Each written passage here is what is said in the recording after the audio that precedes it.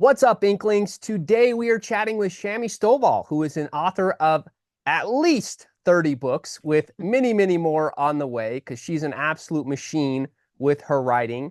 And today we're just going to focus on a book that I recently read, Words of Power. And this is the first book in a progression fantasy trilogy. And I just absolutely loved it. So I'm really glad that Shami's able to join us today. So Shami, without further ado, thank you so much for joining. Oh, thank you for having me, man. It's a pleasure.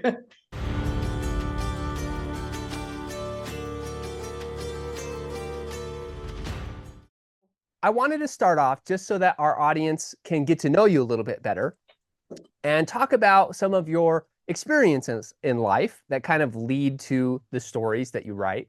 So you've lived in quite a few interesting places in your life. So I just want to know, how did you come to settle down in Kansas, of all places? For my Australian friends and Canadian friends, that's basically the smack middle of the United States.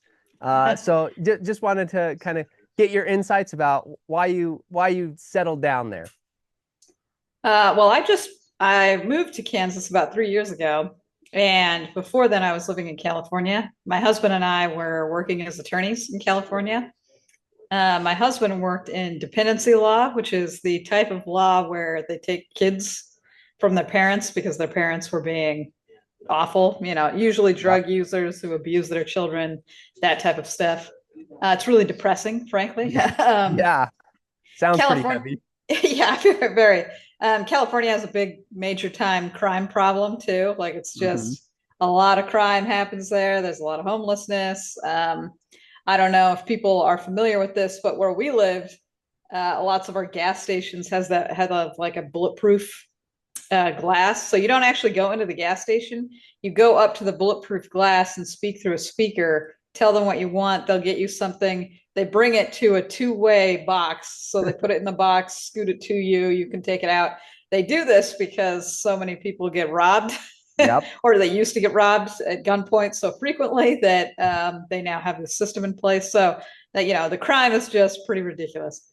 My husband and I wanted to have a family, and we didn't want to start a family in quite such a hostile environment, frankly. Fair. So we did a lot of research about which states to go to. Kansas is not only physically in the middle of the United States, it's metaphorically in the middle of the United Okay. States. Um, a lot of people, a lot of different people live there, all walks of life. The city we live in is Wichita, and it is the largest city in Kansas. It would have been Kansas City, but Kansas City is technically half in Kansas and half in Missouri. Like it's Isn't not, that so bizarre? Like, how yeah, would you even manage that? Like, I've seen that before. There's a few cities like that they're like just right on the border. I'm like, man, yeah.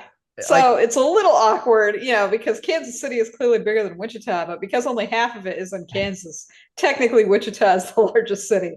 Technically, yep. it's a technicality. So it's the largest city here. It's pretty close to Texas, that big metro area like Dallas and Fort Worth and all that. It's a day's drive to Chicago. Wichita builds a lot of airplanes. Like it's the airport capital of the world is what they always call, or air capital of the world is what they always say. So they build airplanes here constantly.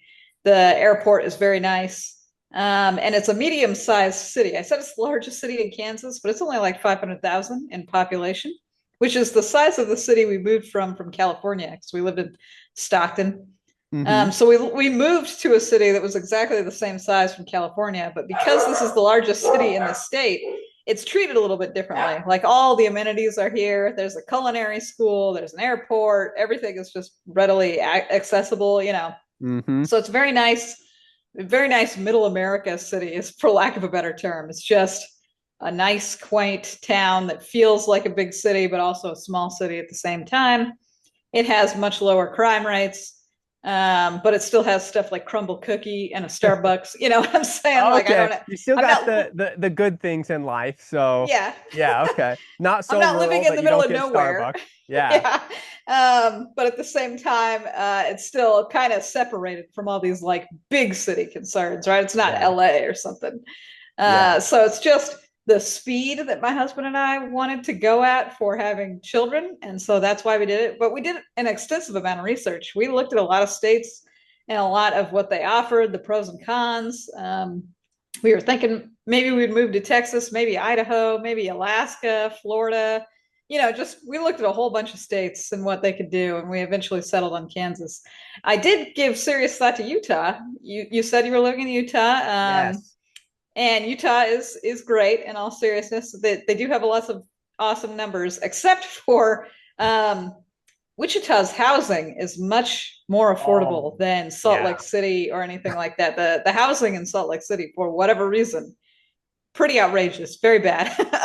It's all the Californians that are coming into Utah. So, right. And I can say that because my wife is a Californian, so I'm allowed to to say that. But yeah, we get the housing here is insane, especially during like the COVID era and even a few years after that. It just was insane to try and get any type of housing here. So that makes a lot of sense. That's a good reason to find a good place that has a little bit better cost of living for sure. But I can't give up the mountains. Like once you live in Utah and you just have the mountains surrounding you and just the desert landscape and the greenery and the forest, like all in the same driving distance, it's hard to give that up, even though it is a pain to live here sometimes. But yeah. Yeah, I can imagine. I've seen, obviously, I lived in Utah when I was born for like the first 4 years or so. And I've driven through Utah and done things in Utah. Very beautiful state. I know a lot of people discount it because it sounds like it should be nothing but salt flats or something like that, like just flat land. But Utah has a lot of beautiful scenic vistas. Let's just put it that way. Yep. I do always tell people that, or I will sometimes joke that Utah is a terrible place to live, just so that we can keep those housing situations under control. I'll always be like, yeah, Utah's terrible. Anytime anyone complains about Utah, like, yeah, for sure. Don't come here. So, yeah. And then you spent a little bit of time in Japan, and I just wanted to get some insights there too, just to contrast kind of that lifestyle of, like, obviously, like you said, looking for places to live. You settled on Kansas, but it's cool to be exposed to other cultures. So what are some things that you liked about living in Japan while you were there? What are some things I like about Japan? Yeah, like what were some things maybe culturally that were different about living there? And we'll get into, your fandom of anime and those types of things. That's something that we'll definitely talk about. But, just like I just feel like not a lot of Americans get the chance to kind of live abroad. So I think it'd be interesting to get your experience on that and maybe how that played into part of your writing career. Well, so Japan is in many ways similar to living in the United States, but in many other ways extremely different. In the United States, we're very individually focused. So a lot of our messaging and themes and culture is centered around, you should be whoever you want to be. You should be a great individual. You want to dye your hair, you should do that. You want to pursue something obscure and esoteric, you should do that. You should go to college. You should be your own independent person, right? You should move out of your house, of your parents' house when you're 18. Those are very much American values, and nobody would blink an eye if you said that to them. Right. In Japan, a lot of the values are, in fact, the community in Japan. A lot of the times when they talk about things, they say stuff in like a way where they're like, you should do this for Japan. You should do this for your city. You should do this for your hometown, your prefecture, for the good of everybody around you. That's not normally a phrase or saying in the United States. Not a lot of people walk around being like, oh man, I did this for the good of Wichita, or I did this for Kansas because for the good of Kansas, right? We only do that when the Olympics come around. That's the only time. And that's mostly cheering a team. So what I mean is in Japan, they do stuff like for instance, in the United States, I think most people have a trash can and like a recycling bin. Mm-hmm. And in Japan, there's at least like 7 different recycling bins. Oh, So you're supposed to put cardboard in one, paper in another, styrofoam type products in another, plastic in another, glass in another. You need to separate these all out. And if you don't do that, you'll be in big trouble, frankly. Everybody and their mother will get very upset with you. And the reason is they always say stuff like, this is for the betterment of Japan. You know, you need to separate out all your recycling for the betterment of Japan. Why aren't you doing that? Whereas in the United States, I feel like if you threw a bunch of trash in this recycling or recycling in the trash, well, some people might notice it. I think most people won't, and they probably won't care, if that makes any sense. Like yes. nobody cares what you're really doing. And if somebody started harassing you, I think the general sentiment in America would be, what is this Karen doing? You know what I'm Yeah. saying? Like, what is this Karen doing harassing me about my trash cans? Leave my trash cans alone.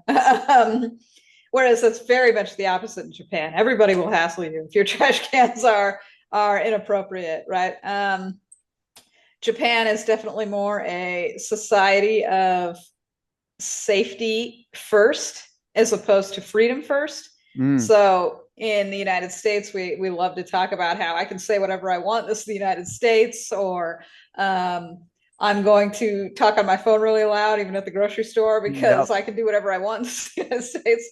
And in Japan, they have definitely more of a, you should be quiet in any sort of public space. If you're not quiet, everybody is going to give you the stink eye. Police officers might even come by and be like, you need to be quiet, or else you're about to get a ticket or arrested. Again, if that happened in the United States, I feel like everybody would lose their mind, like type of Yes. thing. They would not handle that well.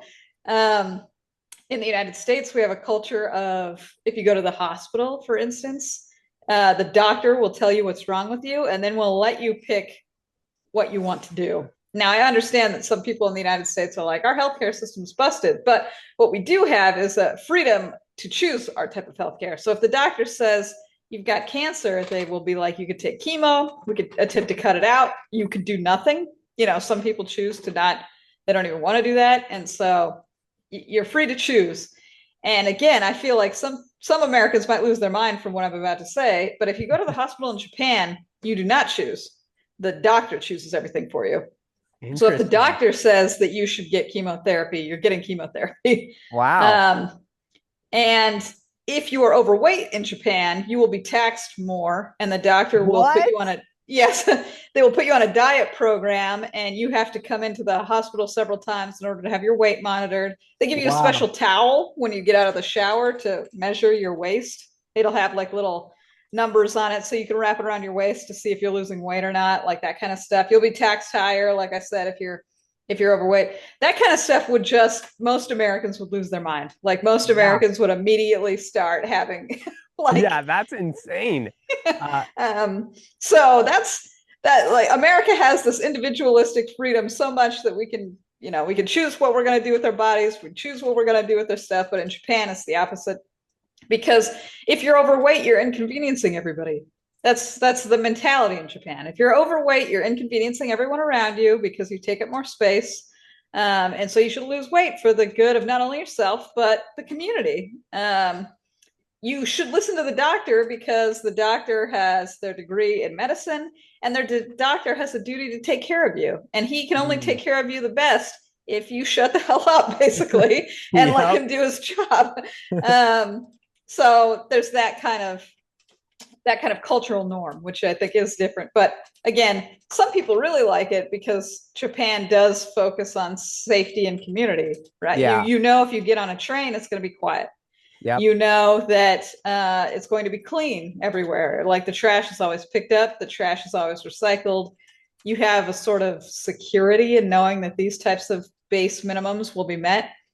But for me personally, I'm just too American, I guess, to Yeah. really to be a Japanese or go to Japan and become a Japanese citizen. I can't. I'm just too American. Yep. Yeah, my parents lived in Japan for a little while, so they had a lot of similar experiences. They lived in Okinawa, which is like an island south of Japan. That's where Uh, the military base is. yeah, Yeah. exactly. And So yeah, interesting to get that perspective, because it is cool to see how different cultures impact, our lives and how we see the world. Because as you described, like how Americans see the world, very different from how other cultures do. So it is cool to see that. And going off of that, you are a self-proclaimed weeb, as you've Yeah. said several times. So Yep. I just want to know what is the current anime that you're watching, and what is your favorite anime of all time? Um, so I think my favorite anime of all time, if you count hours watched, like if that's how we're defining it, is Dragon Ball Z. I've Oh, watched too okay. much Dragon Ball Z. I can't stop watching Dragon Ball Z. They came out with Dragon Ball Super. I watched all of Dragon Ball Super. They came out with Dragon Ball Daima. I watched all of Dragon Ball Daima. I mean, these things aren't even like as great as Dragon Ball Z was back in the day, but I can't stop watching it. I just keep watching it. Um, so that's probably my favorite of all time. Again, if counted by hours watched. Okay, that's Uh, fair. I really got into My Hero Academia. I liked that quite a bit. That really resonated with me. I really love superheroes, so it was just Okay. a fun little superhero show. But I really loved it. I think the latest show I watched was Frieren. Um, Okay. yeah, which is a lot slower going than a Hmm. lot of anime I watch. I tend to watch a bunch of shonen, which is basically the like ever escalating fights, the anime, where they just keep Yes. fighting each other or fighting different things. Um, I really love One Punch Man. I guess One Punch Man is more like a satirical take on shonen, like it's some Yes. big jokes. I was going to mention One Punch Man when you said that because I haven't watched a ton of anime, but I would say I've watched a lot of the mainstream animes. So like Vinland Saga, Attack on Titan, One Punch Man. But I wouldn't. I'm not like so entrenched that you know, I would say that I'm like a big anime person, but I do like the shows when they're done well. And Hmm. but every once in a while there will be like a specific thing that takes me out of the show. Like I tried to watch Demon Slayer or Demon Hunter. I can't remember what that one was called. The one where his sister has the like Yeah, she yeah, I know what you're talking about. okay. And I couldn't handle the friend, like the best friend of the main character, how he like he's always Okay. screaming and yelling. I'm like I like could not continue the show because I couldn't handle that one aspect of it. I was like, I can't proceed.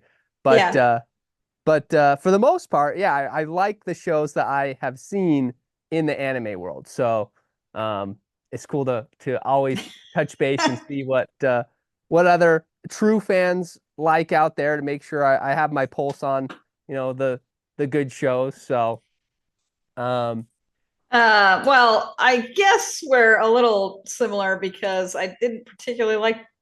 I guess that's not true. Demon Slayer has some great fights, and mhm. so I have watched the show for all the major fights. But I am not particularly drawn into a lot of the secondary plots, which I guess is like the screaming guy, as you described him. Yes. I have watched all of the movies too in theaters, like they're huge spectacles. I watched the Demon Train one and then the Infinity Castle that recently just came to the United States and then Hmm. exploded, like huge box office success. I watch all those because they're basically just huge spectacle fight scenes, Yes. Um, Demon Slayer takes itself a little too seriously, I guess, for me, is what really pulls me out of it. Mm. The And what I mean by that is, you probably didn't watch the Demon Train movie, but No. at the end of the Demon Train movie, after they've done all the fights, this Rengoku dies, and his death. Everybody is so sad about this. Everybody is so sad. There's like a raven flying overhead. The raven starts crying because he's so sad this guy died, and I'm like, you need to calm it down, movie. You know what I'm saying? Like, I get it. It's sad he died, but like, It's I not don't. it's not Raven crying passing overhead sad. Yeah, I understand that the ravens are like they're technically eyeballs for a different guy. Like he sees through them, and it's probably him crying through the raven. I understand. It still felt a little too much. Where I was like, okay, you're an 11. I need you at a 7. You know what Yep. I'm saying? Like, that kind of thing. But I guess I have a slight appreciation for the anime because of those fights. I personally hate mech animes, so animes where people get into mechs, and that's why I didn't like Attack on Titan, because they're just flesh mechs. Okay, yes, absolutely. they're flesh mechs, and as soon as it happened, I was watching it fine, even though Attack on Titan is also overly dramatic. In all seriousness, its drama is at an 11 out of 10 at all times too. Even though it was overly dramatic, I was watching it, I was having fun. The animation's really nice, seems interesting. And the moment that the main character Aaron transformed the first time, I was like, nope, turned it off. Never watched another episode. I know that surprises me because I know you also write sci-fi and those types of things. So it surprises me that you're not as big of a fan on the mech side of things, because like Pacific Rim, like those types of things, I would have thought that would have had more of an appeal. But it's that's interesting to see. Well, I guess there's always exceptions to every rule, because I technically liked Escaflowne, which was a mech anime. Okay. But Escaflowne, the mech is like a dragon. I think I prefer when the mechs are not humanoid for whatever reason. I'm not as big into humanoid mech stuff. It feels inefficient. I know that's going to sound crazy, but it feels inefficient to make a human-shaped robot when the robots could be anything. You know what I'm saying? If you could make a robot that was in fact spherical, that didn't have like a weak point like a head, why wouldn't you? Yeah, So okay, that's fair. Having a humanoid shape always makes me like, and even in Attack on Titan, their weakness is their neck, right? Like the big, gigantic, hulking Titans still have a blatant weakness. And I'm like, oh, geez. I mean, at least with the flesh mechs, makes, I guess, a little bit more sense. But like Gundam Wing and stuff like that, when they're just rolling around in mechs that are just a human but a machine now, I'm always a little weird. But this is just me. I'm personally hung up on that. I feel like everybody else loves Attack on Titan and loves mech animes and stuff. I'm the weirdo. Well, I mean, it kind of makes sense, I feel like, because you have, that author's brain where you recognize the issue with a idea, or like you said, like, why does it have this weak point? Like, I feel like that's a very author approach to something, because it's like, I wouldn't create it that way. Like, I would solve this problem. So I think it actually does make sense. So okay, yeah. I think it's fair. I don't watch a ton of it, but I still like those types of things. But from that perspective, totally can respect it. So, in a past life, you were an attorney, you were a history professor. So now that you're a full-time author, is there anything that you miss about those professions? Because I know a lot of people in the indie sphere and self-publishing space, their goal is to become a full-time author. Like that's what we want to achieve. But so I want to just kind of get your thoughts. Obviously, that was your goal. You were able to attain it. But I also want to get some of the hindsight in it as well on some of the other goals and ambitions that you have been able to achieve. No, I guess is the short answer. I would not return to any of these, nor do I really miss. I mean, I guess that's not entirely true. Being a professor was fun at times, but very frustrating in a lot of other ways. Yep. It's frustrating to teach a class and then to have a test and then for people to just completely bomb that test so hardcore. Makes me wonder what the hell was even going through their head when they were sitting in class and what I thought was listening. You know what I'm saying? Yep. It's a little disheartening too to be a professor in a college setting and realize that people are woefully ignorant on even the most basic of things. I once asked as a question, how many miles did we save basically by making the Panama Canal for like a trip around South America? Like how many miles were cut off by that? And somebody answered 100,000. And that's like 4 times the circumference of Earth. You know what I'm saying? Like, yes. So their gross misunderstanding of basic distances have fumbled that answer so much that I was like, my goodness, their grasp on how far it is from one place to another is so bad that they couldn't even guesstimate an approximate correct answer. So, it's just stuff like that is where Yeah. I'm like, whoa. Um, but I did like teaching it. I do like history. History is very, very fun. I taught criminal law for a little bit too. Also fun because criminal law is silly in a lot of ways. There are a lot of court cases, like historical, setting court cases that are preposterous when you listen to them, right? Where you're like one of the first cases in torts is a guy's walking down the sidewalk and a barrel comes out of a window in a nearby building and then clocks this dude in the head. Okay. It's way back in the day, right? Like 150 years ago, type of thing. Barrel hits the dude in the head and he sues the company. It's like a shipping company. That's where the barrel flew out of the window. And the shipping company was like, you didn't see the barrel fly out. It just hit you in the head from, several stories above. So you didn't know we were negligent. You have no way to prove that we were negligent. And the court in that case was like, whoa, wait a minute. The thing itself proves that you were negligent. Like they call it res ipsa loquitur. It's the thing, it proves itself Yeah. because only negligence would have resulted in a barrel flying out of a window and hitting this guy in the head. Okay, if they had been, with their due diligence and they had been treating the barrels, okay, nobody would have been clocked in the head.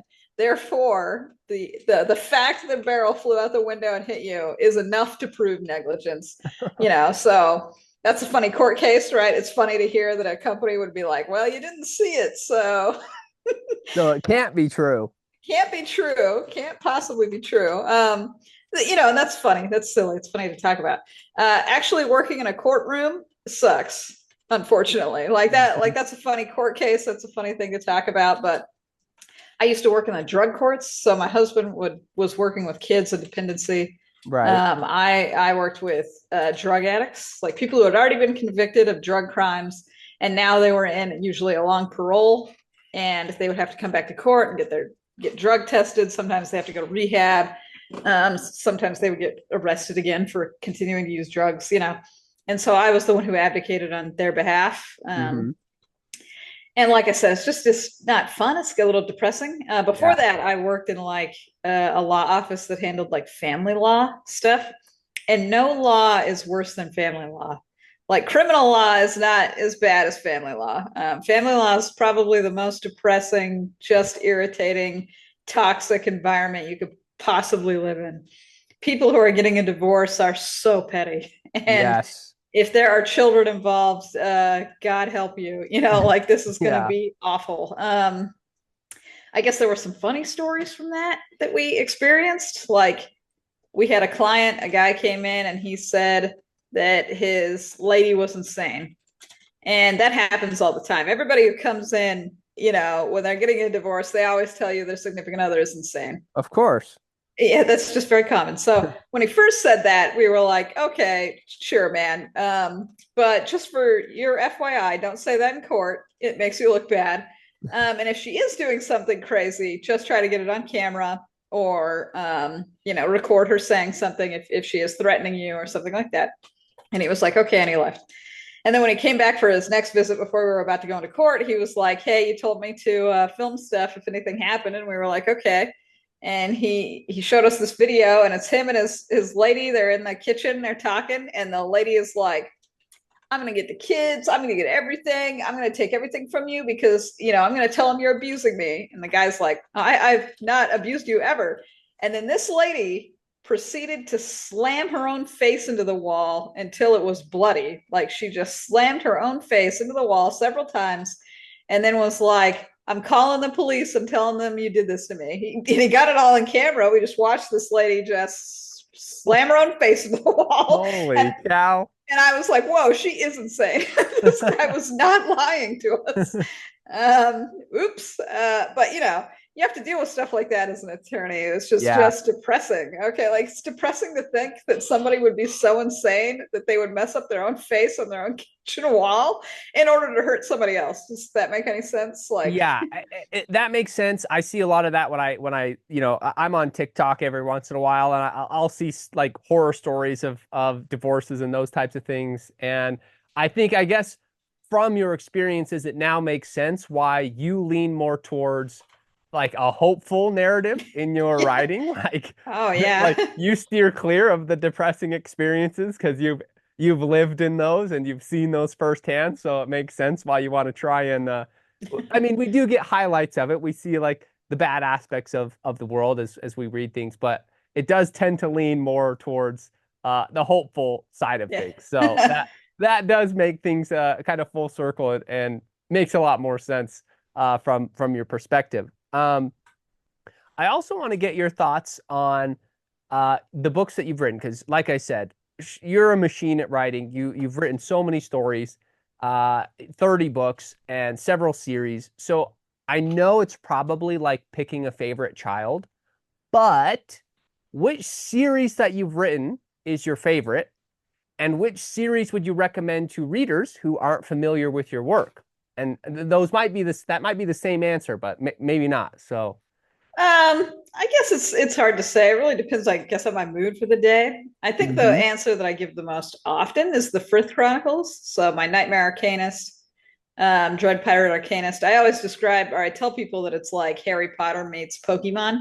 okay, I really love Pokemon style things like monster catching, monster raising, monster taming, having cool monsters, Digimon, Monster Rancher, anything that involves a monster partner, I'm here for. Like I'm the first in line.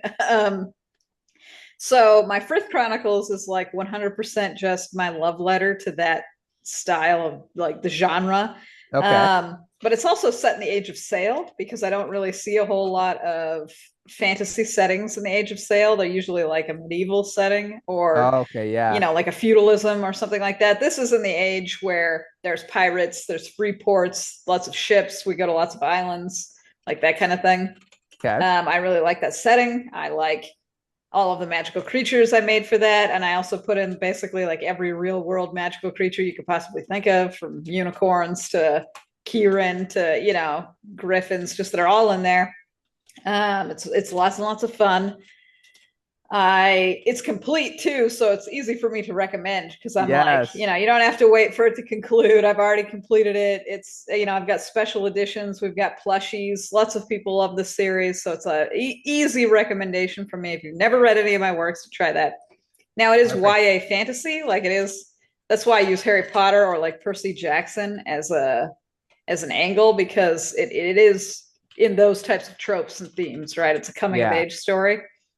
I have lots of adult works. I would say Words of Power is an adult work. The main character is an adult. We deal with adult things. He's running a kingdom basically, which is yep, not like a coming of age plot. There's a lot of like death and monsters and stuff like that are around. So I think though, like my favorite in terms of my writing, but was never really like super discovered or people don't super love, is my Star Mark Rising, which is a okay, sci-fi book. Um, it's like I love sci-fi novels, and this is my love letter to sci-fi in general. It's a space opera.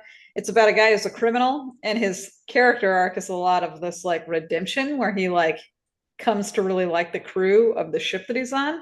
He was a loner criminal before. He gets on this ship. He becomes one of their starfighters, and then he starts to like really bond with everybody there and really care about them. And that's really fun for me. A lot of plot twists in that one, which is always fun. I really love a good plot twist. The ending is probably the best ending I've ever written in a book. not But well. like I That's a said, that's a great plug right there. Like, if it's a good ending, that's a good selling point right there. um, it's the type of ending. This is so hard to achieve. I feel like, and it's a little difficult to articulate, but I'm going to attempt to. Have you ever read a book and you're reading it and you know how it's going to end, in the sense that you know that Harry Potter is going to fight Voldemort, right? Yeah, And probably that Harry Potter is going to beat Voldemort, right? Like that, right. you kind of know, even if you hadn't read the end of the series, you at least know that's where it's heading towards. We're going to fight Voldemort and Harry's probably going to win. But you Yep. read because you want to see the details of it play out. Yeah, you Like want to you know want, how it happens. yeah, Like, you you want to know know it how it happens. will. But you know in your heart what is going to happen. Yes. But there are books, and this is the difficult category. This is difficult for an author to achieve, where you don't know how it's going to end, where it's Mm, like, oh, how can they possibly get out of this problem? Right? Like, how could you possibly get out of this I have to keep reading because I myself can't see the solution. I can't, I don't know who they're going to defeat. I don't know what they're going to do. I don't know what trick they're going to use to get out of this problem because it's so complex and or difficult, or I'm not sure how is it going to happen. And I feel like that's like the only book that I have written where I have pulled that off, because I've had lots of readers come to me and be like, dude, I'm 30 pages from the end of this book and I have absolutely no idea how you're going to end it. I couldn't put it down. I just kept reading it because I just have to know, how do they solve this problem? Like what happens? And I was like, okay, but that's like the only book I've ever managed to achieve that. Most other books, like I said, you can see where it's heading. And while you still want to know the details, so you keep reading, obviously, you can still articulate to me long before the ending what the ending is. So yeah, that's all. It's just and like I said, that's very abstract, but I love it. That's a great ending. So that's the one you're saying doesn't get as much attention or love to it. This one that has, okay, so why do you think that is? Do you think it's because the transition from like fantasy to sci-fi is too actually I wrote it first. It was I wrote sci-fi first and then got into fantasy. Yeah. I feel like sci-fi is a little bit harder for people to break into, honestly. I feel like there's a lot less readers in sci-fi than fantasy. And I guess that's not just me feeling it. I know, because I've seen the numbers, that there are less sci-fi readers than there are fantasy readers. And sci-fi readers tend to be pickier. Yeah. So they really want hard science a lot of the time, or they really want a very specific flavor of sci-fi, like military sci-fi.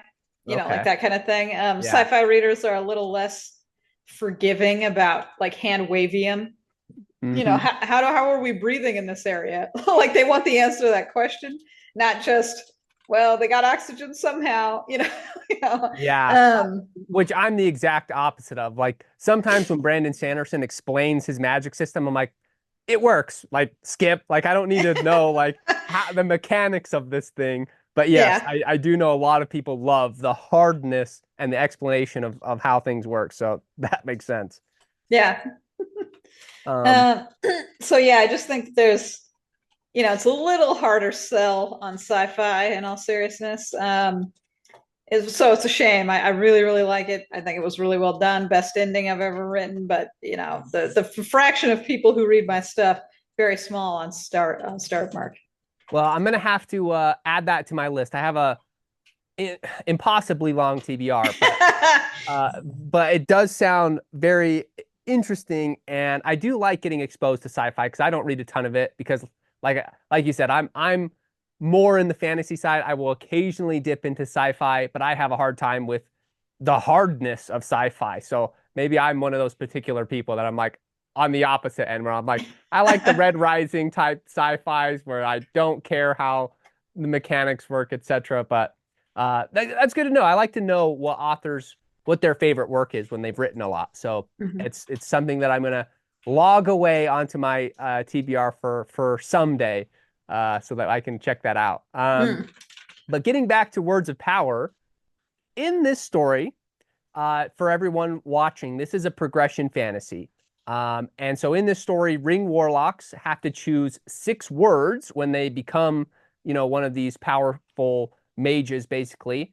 And those 6 words determine their powers. So, and like the more they repeat a word, the more it has kind of like a multiplying effect on that attribute or effect that they are saying.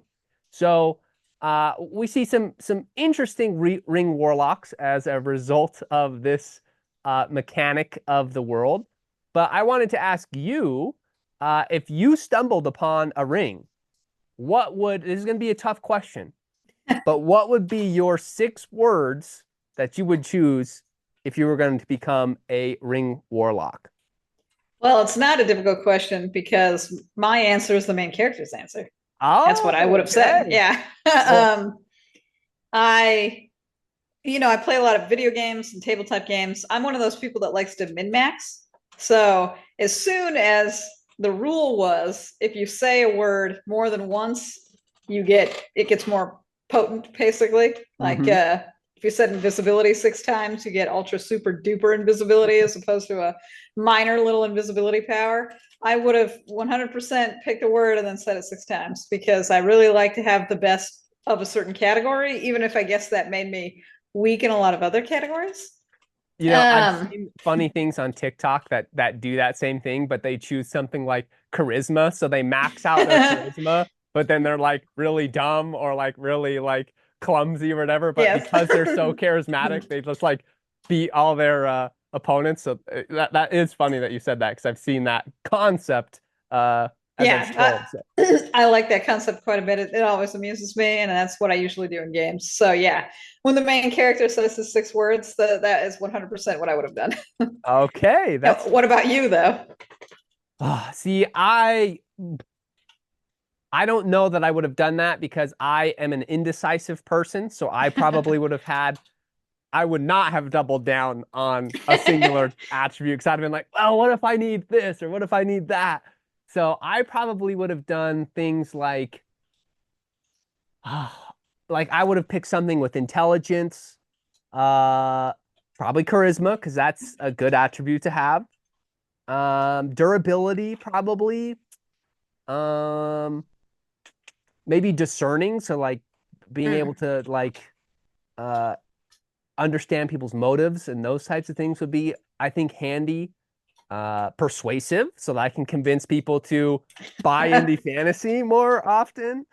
Um, and then maybe efficient. So like I think that yeah, I would be like spread across the board and hope that it would give me enough of a Yeah. pool that I can kind of work with those powers. So I don't know what that would turn me into because some of these words really have a interesting warping effect on their users, but hopefully I wouldn't turn into too much of a monster uh, as a result. So clearly Ramon turned out fine. So, he didn't Right. shift into anything too crazy. But, this is going to be a good question then, because you've already chosen, you know, your 6 words, which are the same as the main characters. And his 6 words that he chose granted him the ability of something called heat death, which I don't want to discuss too much for the sake of spoilers. But if you had heat death, what animal or creature would you kill with that power? Well, I don't think it's too much of a spoiler in all seriousness. Ramon gets his 6 words, his ring in chapter 1, and he Oh, says his that's six. true. Okay. He says his 6 words at the end of chapter 1, and his heat death ability is basically explained in chapter 2 and used immediately in chapter 3. So this is very like the introduction of here's his power set and here's what we're about to do. Okay. So As long as the readers know that these are not spoilers, that yeah, this is I early mean, they're established. very minor spoilers, is what I should say, because if you started reading the book, you would immediately know what we were talking about, and you would immediately see his word picks, right? And but his power basically, if you kill things and he absorbs their essence, he gets like a fraction of their power, their telos, right? And one of the things he kills is like a red elk, like the deer basically. So it runs really fast, and he gets kind of that speed, and like a leaping ability, right? He kills some trees and gets kind of their like longevity because trees live a very long time, and he gets a little bit more durable because trees have like this bark and stuff like that. So he gets pieces of their essence, and then they add it to him. Later in the book, he specifically targets creatures that have like really interesting abilities so that he can get those little interesting abilities for himself. Yes, I love And that. yeah, and that's really fun. Like that's I guess I would need to do research at that point. So he kind of does research, right? He has a buddy that's helping him, a buddy, the warden. Yes. And he kind of thinks about it, and he thinks what his needs are in the moment. So it's funny you mentioned stuff like intelligence and charisma and stuff, because I would be like, oh, maybe we should get the essence of things that are like really smart or like capable of like long computations or something, or what could we possibly get to do that? What could I do to get longevity or the ability to regrow limbs or to be immune to poison or, things like that. Yep. I would basically just do a bunch of research, be like, sharks regrow teeth. Maybe, maybe I should get me some No sharks. more dental work after Yeah. absorbing a shark. Yeah. Stuff like that. But I would need to do research. I would probably seek out a couple things. There is that like almost philosophical question of whether or not this is evil. Like, and Yeah. the main character deals with that a little bit, where he was like, man, just going around hunting things for their powers. I don't know. And it's a little more interesting because in his world there are like demons and spirits, and so killing demons and spirits to get their type of essence and energy, is that really worth it? Does he Hmm. want to corrupt himself to get demonic powers? Does he really want to kill spirits to steal their spiritual powers? There's just a lot of interesting questions to deal with. So yeah, I think I would have to do research. I do think I would want to make myself a little bit, live longer and all that kind of fun stuff. Hopefully without needing to kill like the very last panda on Earth or Yes. something crazy like that. Um, but yeah, so something like that. Yeah, definitely. It would be like you said, there's a lot of ethical questions that go along with that, which I think the main character does a good job exploring and kind of grappling with, and how he handles that with the things that he does, I think is done in a respectful way, I guess, is probably the right way to say it, if it has to be done. Um, Yeah. and so, yeah, I think that, and that's something the main character does a really good job at, is just like you said, identifying what attributes are going to make me achieve the goals that I need to in order to, to accelerate in this world and be able to defend myself against other ring warlocks that might want my power.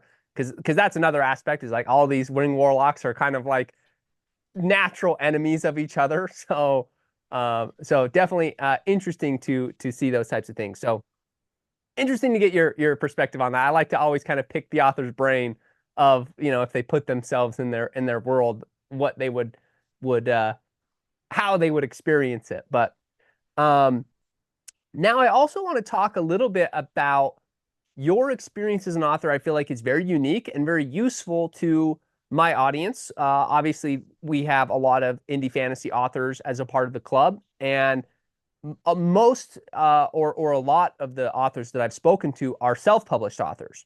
Now, you have had experience with both indie publishers and also self-publishing. So I wanted to kind of get your perspective on the pros and cons of working with a, indie publisher versus going the self-publishing route, and kind of what is the disadvantages and advantages of each of those paths. So you mean like traditionally publishing? Is that what you're talking about? No, because like when I say indie publishing, I mean like smaller publishers that aren't necessarily part of the big five. Like your publisher now that has Words of Power, I wouldn't say is like necessarily traditional in the sense that it's a huge publisher, but Mm. also they have like some publishing obviously abilities and advantages to them without necessarily being like, you know, uh Tor or Macmillan or Penguin Random House, something like that. Mm. Well, I do have a book coming out through the Simon and Schuster. Oh, nice. Yeah. So, and Well, when I first, maybe it would be a good perspective to see the trad versus the self-publishing indie publishing then, if that's the case. so I can talk about indie publishers too, and I can also talk about when I first started publishing. I actually published romance, and I had an agent, and we went through a traditional publisher with that too. And then I went indie, and then I've had indie publishers, and then I have this upcoming deal with Simon and Schuster. You could just search it right now on their little database, but it doesn't release until later this year. So Okay. trad publishing is very, very slow, I guess is the real answer. Hmm. When I first started as an author and we did traditional deals, the problem is that traditional deals don't usually get you enough money to do it full time. Right. I know that everybody, like the general, like thought, like if you ask somebody who's not in the authoring world, what's better, traditional or indie? Most people will say traditional because what they assume is that you're going to get more money, you're going to get more exposure, they're going to do a lot more for you, et cetera, et cetera. Right. Um, in the traditional spaces, they sometimes have like 7-figure book deals and 6-figure book deals. And again, you might think like, whoa, if you got $100,000, you've made it. But Yeah. one of my buddies got $100,000 advance. But what happened is that she was paid over 4 years, and it was split into fourths. So she got $25,000 one year, $25,000 next year. And then you have to make up your advance before you even start getting paid royalties. And Yep. $25,000 a year is worse than just working at McDonald's, right? Like you Yeah. could just work at McDonald's and make more than $25,000 a year if you really Yep. wanted. So it's difficult. It's weird in the traditional spaces. And for me, I got an advance, but it wasn't like I quit my job advance. Yeah. And I did start making royalties, but my first royalty check was $50. And Hmm. you can't live off of $50 royalty checks. You know what I'm saying? Like, that's just not enough.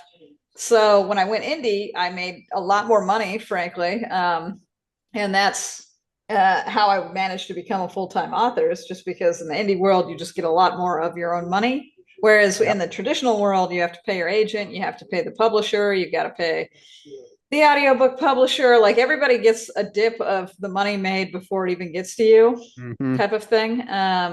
And if you ever don't sell for them, they get angry and then they stop publishing you and blacklist you and all this other kind of stuff. Whereas an indie, you can do things your own way and your own speed, and you don't need to worry about answering to somebody for what I feel like is their failings, frankly.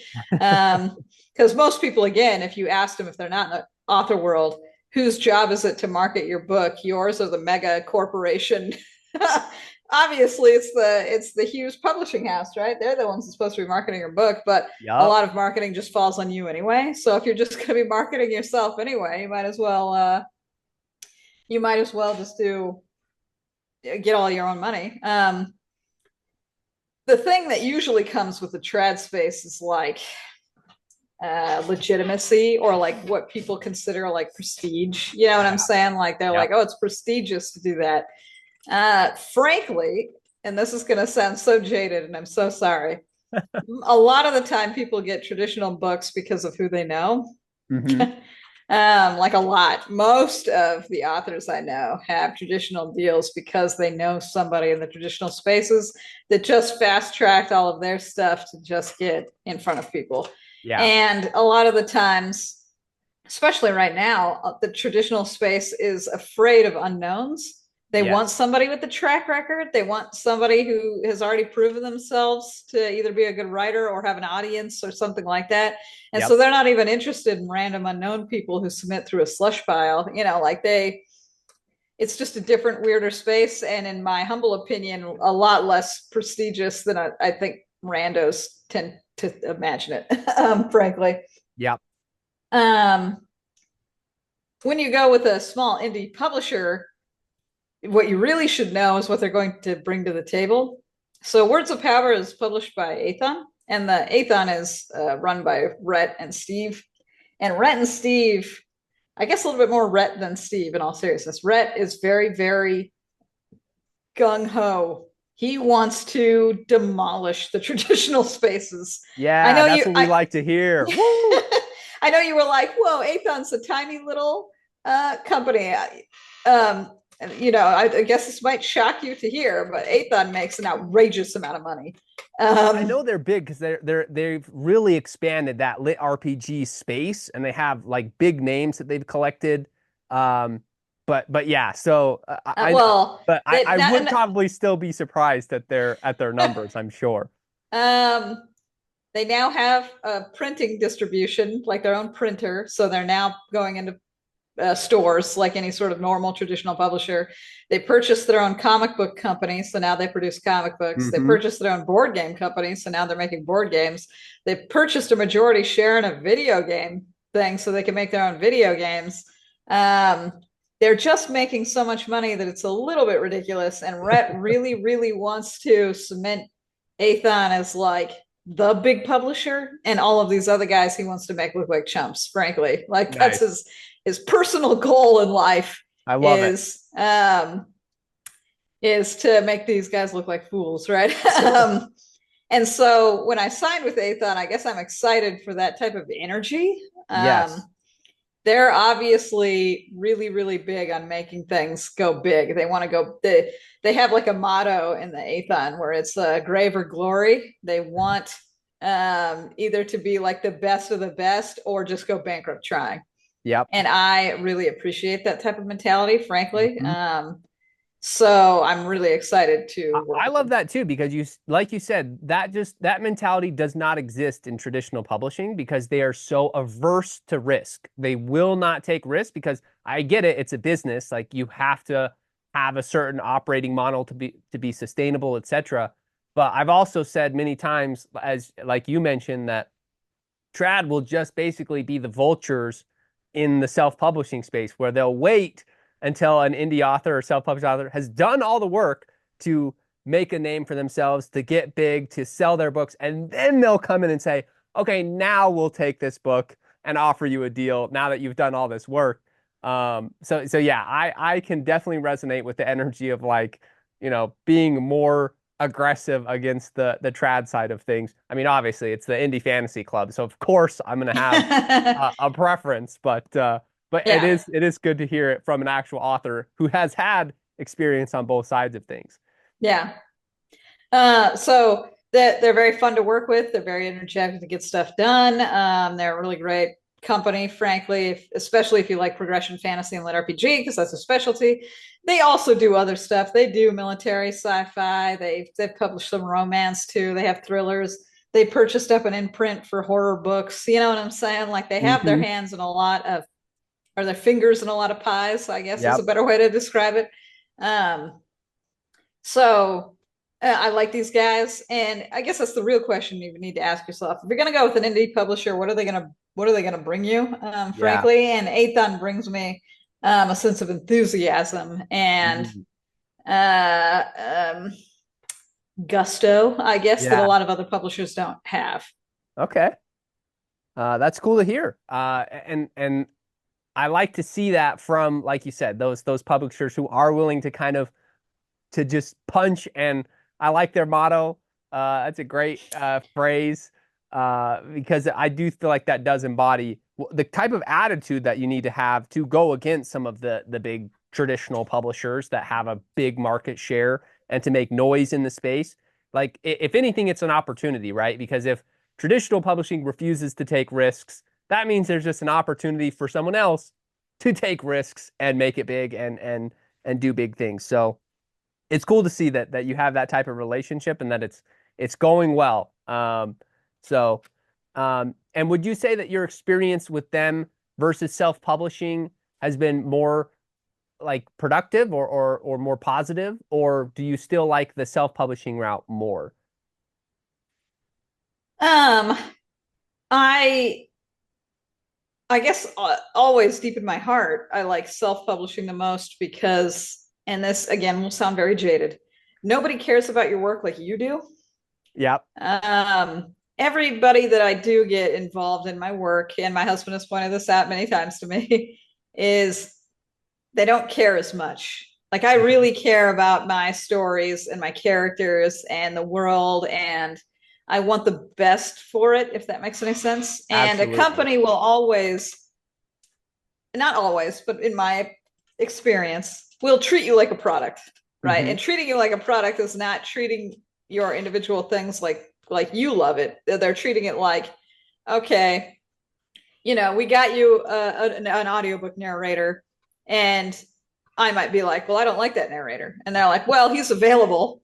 Like, so we're going to go with that audiobook narrator. Does that make any sense? Like, it's Yep. very, a product. And while they're still making the product, and they obviously aren't going to pick like a terrible audiobook narrator. They're going to pick somebody who's vetted and in their stable of narrators that they consider good enough.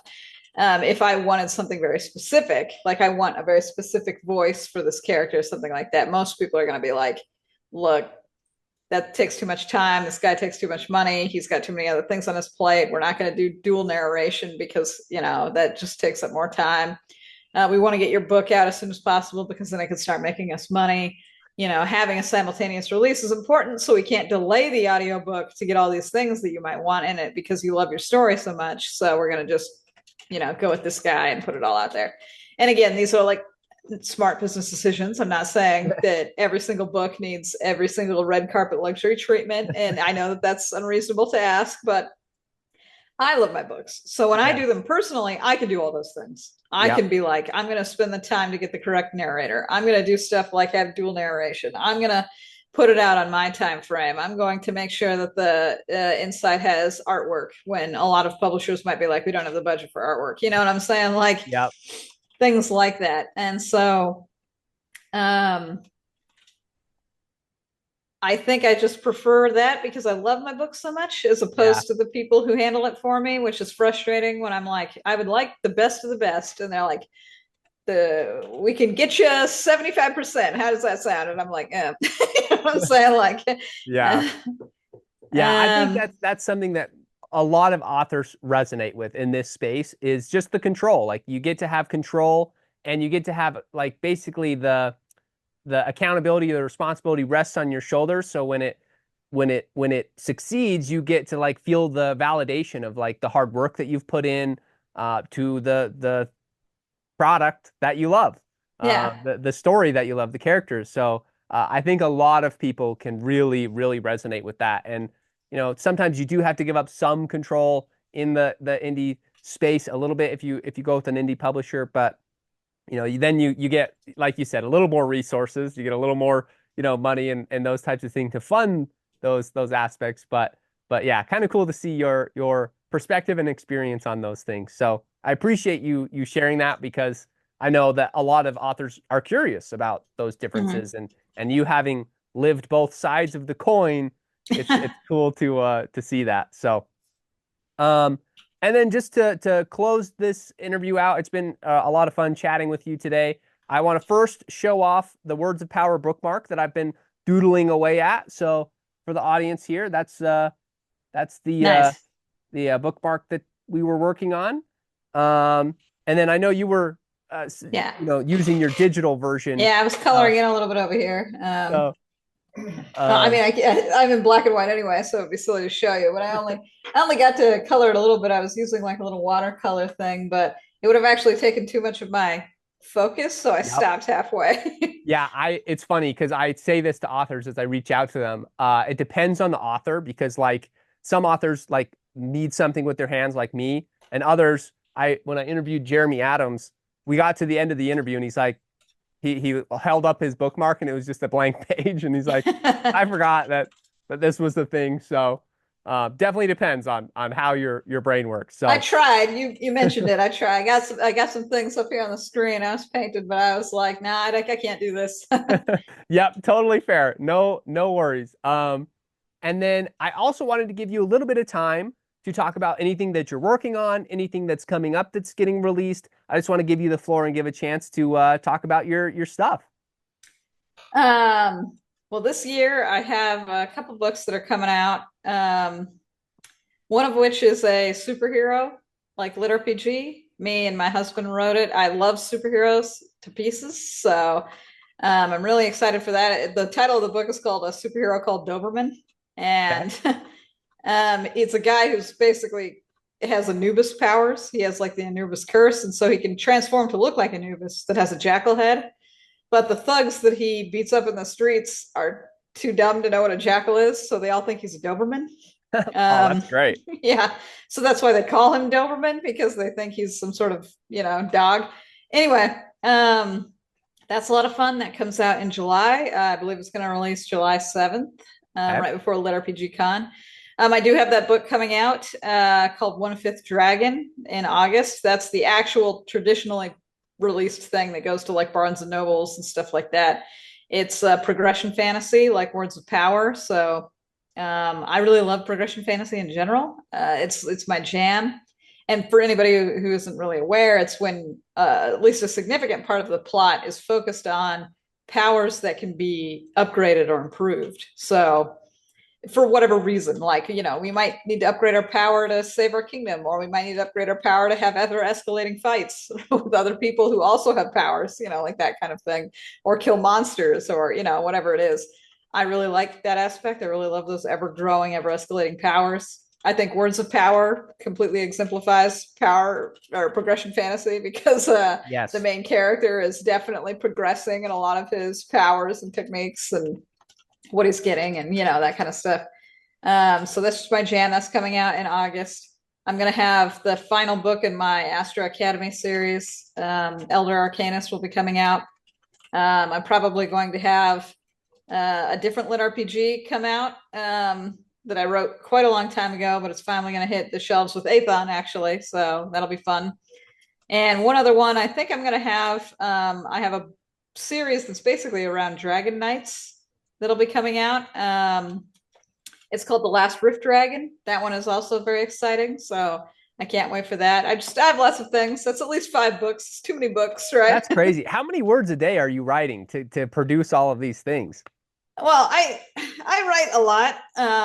And I've told this to a couple people, and then sometimes they don't believe me. But what I actually do when I'm getting like really hardcore into writing is I'll set like a timer, like a 15-minute timer, and I'll sit down and write, and maybe I'll get like 700 words, because for those 15 minutes, all I'm doing is writing. I'm not editing. I'm not rereading my stuff. I'm not looking at the internet. I'm not playing video games. I just write 15 minutes straight. Let's say I got 700 words, and then I'll take a little break. Like, then I'll go do whatever I want, play my video games, maybe for a half hour. And then I'll come back and write another 15 minutes. And my goal is to write more words than I had previously. So my goal now is to write at least 701 words, right? Wow. But at that kind of rate, for 30 minutes to get 1,400 words, I can That's easily a great writing rate. Yeah. Yeah, I can get tons, like a lot written in one day. Now, this means that I usually have to do a little bit more editing, frankly, when I reread, because sometimes it's like speed. One of the typos that is my worst typo, the thing that will happen the most frequently with me, is missing words, like the and, those types of things gone, because I'm just writing so fast. So I have to make sure when I reread that I get those. But yeah, that's how I write, and I can get quite a lot done in one day. Wow. I usually extensively outline before I start writing, and I think that also helps. I think a lot of writers are like pantsers, where they just sit down for the day and they're like, I guess whatever comes to mind. And that works for some people. I'm not trying to say otherwise, but what works for me is knowing exactly how the story is going to go, knowing the ending. And so when I'm writing, I'm just constantly heading towards the ending. Yeah. Right. Like, I'm heading that way, even if I start to veer off the path or get off my outline, which happens pretty frequently. Like, something will happen and I'll be like, whoa, I really want to explore the subplot, or this one character who I didn't think would be important is suddenly more important because I have so much fun writing them. Yeah. I still have a goal that I'm writing towards. So it's a little easier for me after I extensively outline to just sit down and just bang out this book. Essentially, it still takes me a while. It still takes like at least a month or two. Yeah. But after extensively outlining and writing, I got it.